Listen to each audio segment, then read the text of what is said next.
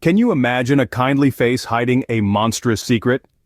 Our story begins with Juana Barraza, a woman who was once known for her prowess in the wrestling ring, her strength and agility captivating audiences across Mexico. Yet beneath the bright lights and cheering crowds, her life was far from glamorous. Raised in poverty, Juana's early years were marred by hardship and adversity, a stark contrast to her public persona. As an adult, Juana's career took a sinister turn, veering off the beaten path of fame and into the shadowy realm of crime. Her public image, that of a strong, fearless wrestler, masked a chilling secret. No one could have guessed the darkness that lurked beneath the surface. She was not just a wrestler, not just a woman struggling to survive. She was something far more sinister, far more terrifying. Little did people know behind this seemingly ordinary woman lurked a cold-blooded killer. As the sun set, the fear rose. Elderly women living alone became the prey of an unseen predator. This was the reign of terror inflicted by Juana Barraza, a seemingly ordinary woman with an extraordinarily dark secret. She was a shadow in the twilight, a phantom that struck fear into the hearts of the most vulnerable. Her victims were elderly women, living alone, unsuspecting of the danger that lurked just beyond their doorsteps.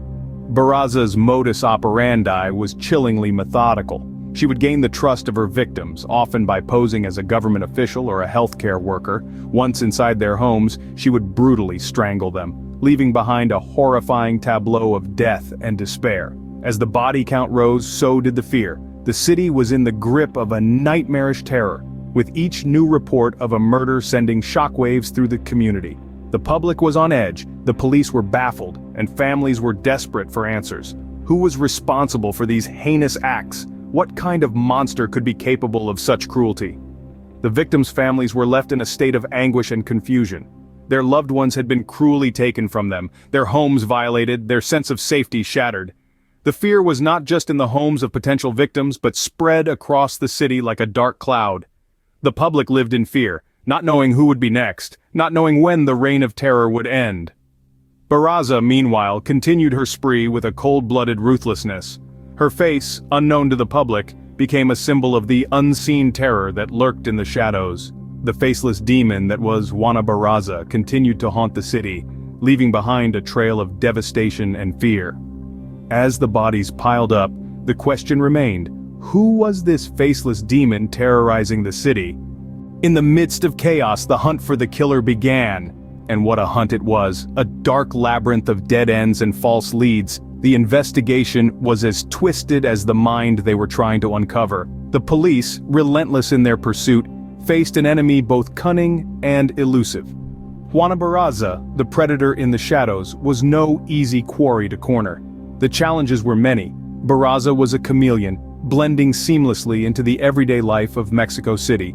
She was a woman, a mother, a professional wrestler, not the typical profile of a serial killer. And this played to her advantage, helping her slip through the fingers of law enforcement time and again. But the police were determined, their resolve unyielding. They knew they were in a race against time, a race they had to win before another life was lost. As the body count grew, so did the pressure. The city was on edge, its citizens living in fear. The police were desperate for a breakthrough, and it came in the form of a witness. A rare survivor of Barraza's reign of terror, her account would prove invaluable. She provided a description, a face to the faceless terror. The police had their first real lead, then came the fingerprint. Left behind at a crime scene, it was the first concrete piece of evidence.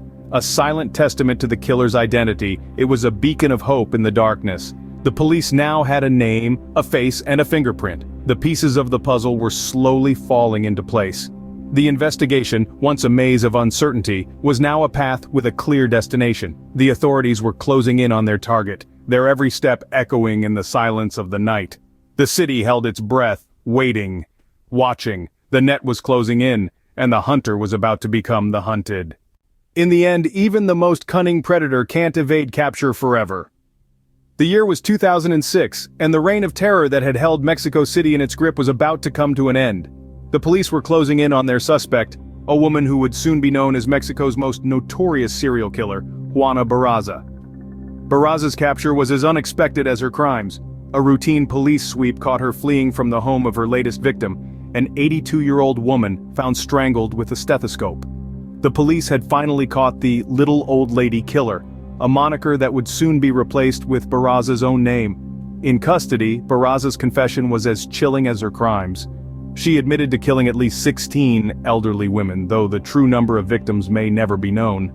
Each murder, she said, was an act of revenge against her own abusive mother. The public was shocked. How could a woman, a mother herself, commit such heinous acts? Barraza's trial sent shockwaves throughout the country. The courtroom was packed with spectators, all eager to catch a glimpse of the woman behind the atrocities. The evidence was damning, and in the end, Barraza was found guilty on 16 counts of murder and theft. She was sentenced to 759 years in prison, a sentence that brought some semblance of closure to the victims' families, though the wounds her crimes left behind may never fully heal. The aftermath of Barraza's capture and conviction left a country in disbelief. The woman they had known as a professional wrestler, a mother, and a friend was also a cold-blooded killer. The duality of her existence shook the nation to its core and left an indelible mark on Mexico's criminal history. Juana Barraza, the woman with two faces, was finally behind bars, leaving behind a chilling legacy of terror. In the annals of true crime, Juana Barraza's story stands as a chilling reminder. Her deeds, a stark testament to the unfathomable depths of evil. Her legacy, a labyrinth of questions probing the nature of monstrosity. In the end, we are left with one haunting question: what makes a monster?